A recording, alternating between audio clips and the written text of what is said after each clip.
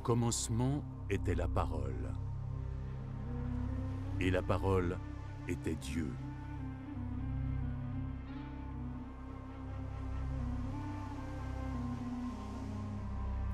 Elle était au commencement avec Dieu. Toutes choses ont été faites par elle, et rien de ce qui a été fait n'a été fait sans elle. De la parole naissait la vie, et cette vie était la lumière de l'humanité. La lumière brille dans l'obscurité, mais l'obscurité ne l'a pas reçue.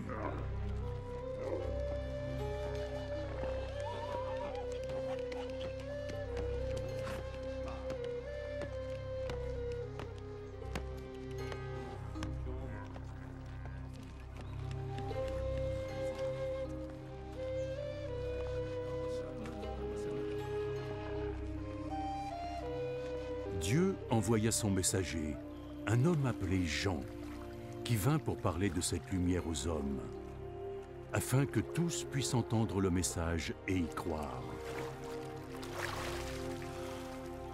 Lui-même n'était pas la lumière, il était là pour parler de cette lumière. C'était la véritable lumière, la lumière qui vient au monde et illumine tous les hommes.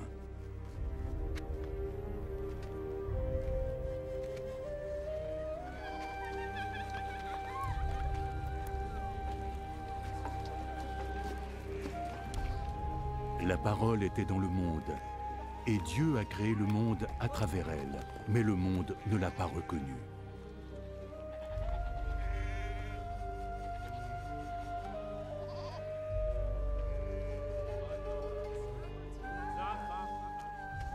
Il est venu dans son propre pays, mais les siens ne l'ont pas accueilli.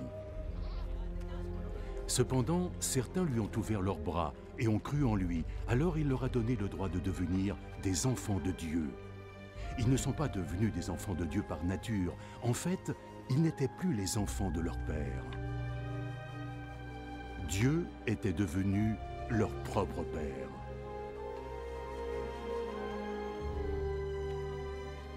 La parole s'est incarnée en un homme.